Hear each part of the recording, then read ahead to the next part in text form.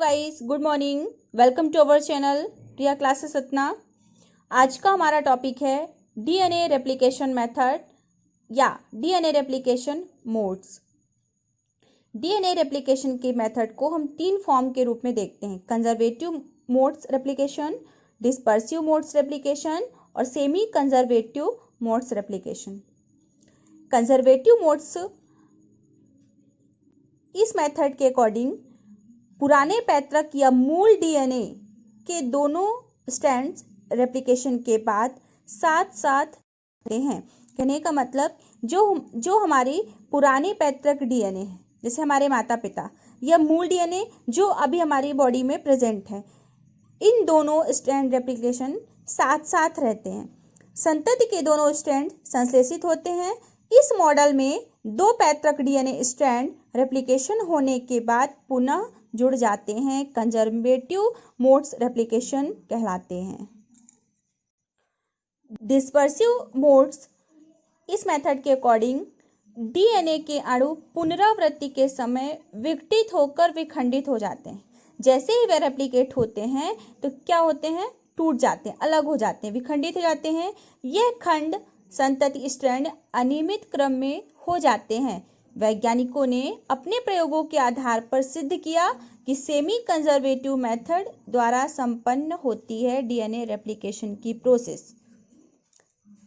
ना तो conservative method में सिद्ध हो पाया और ना ही डिस्पर्सिव मेथड में। नेक्स्ट हमारा सेमी कंजर्वेटिव मेथड रेप्लिकेशन। इस रेप्लिकेशन में ही सिद्ध होता है डीएनए रेप्लिकेशन मोड्स। इसी को मेसेल्सन एंड स्टॉहल एक्सपेरिमेंट के नाम से भी क्वेश्चन बन सकता है। सबसे इंपॉर्टेंट टॉपिक है ये कि मेसेल्सन एंड स्टॉहल एक्सपेरिमेंट को समझाइए। 5 मार्क्स में भी आ सकता है, 10 मार्क्स में भी आ सकता है। ठीक है, चलिए आइए देखते हैं मेसेल्सन एंड स्टॉहल एक्सपेरिमेंट। सबसे पहले हम देखेंगे कि सेमी कंजर्वेटिव मेथड है क्या, उसके बाद हम एक्सपेरिमेंट को समझेंगे। सेमी कंजर्वेटिव मेथड में मॉडल में 2 पैरेंटल स्ट्रैंड अलग रहते हैं तथा प्रत्येक स्वयं की एक कॉपी बनाते हैं और रेप्लिकेशन के एक राउंड के बाद 2 डॉटर मॉलिक्यूल में से प्रत्येक एक पुराने तथा एक नए स्ट्रैंड बनते हैं। सेमी कंजर्वेटिव मॉडल या मोड्स कहलाते हैं। मेसेल्सन स्टॉहल ने 1958 में अपने इस एक्सपेरिमेंट के परिणामों को सिद्ध किया कि डीएनए में सेमी कंजर्वेटिव मेथड से पुनरावृत्ति करता है, डीएनए रेप्लिकेशन करता है। इस एक्सपेरिमेंट के लिए मेसेल्सन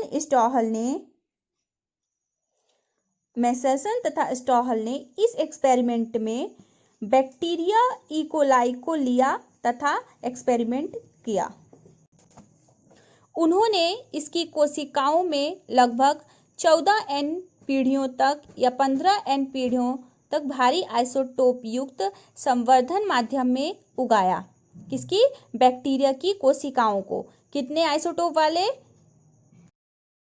N15, जिससे डीएनए की नाइट्रोजनस क्षारों में पाई जाने वाली प्रत्येक 14N के स्थान पर 15N अंकित हो जाए, जैसा कि आप इमेज में देख।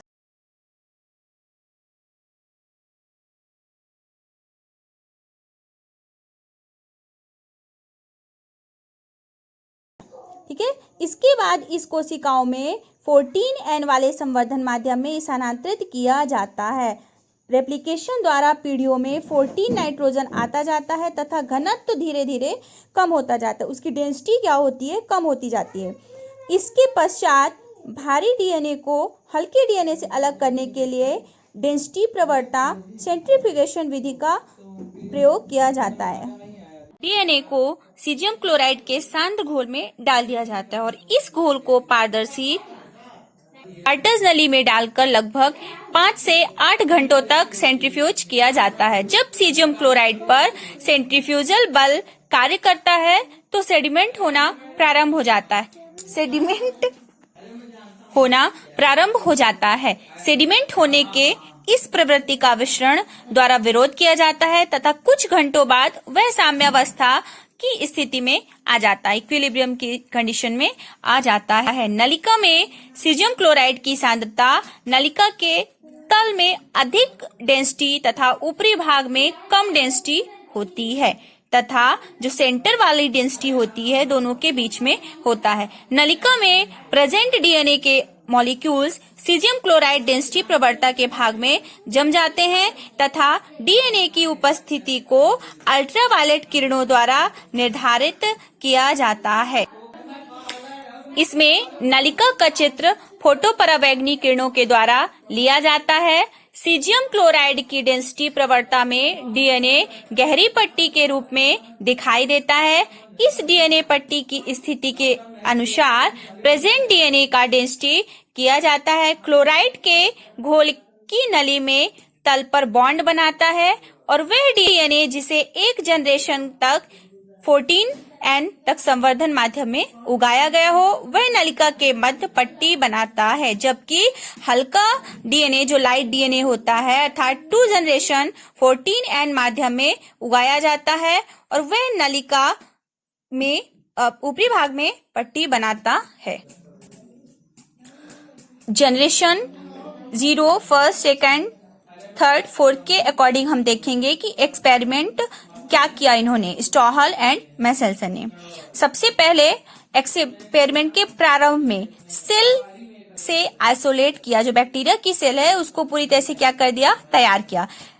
हुआ डीएनए सेंट्रीफ्यूगेशन के बाद एक सिंगल बॉन्ड प्रस्तुत करता है तथा डीएनए के 15N रखता है।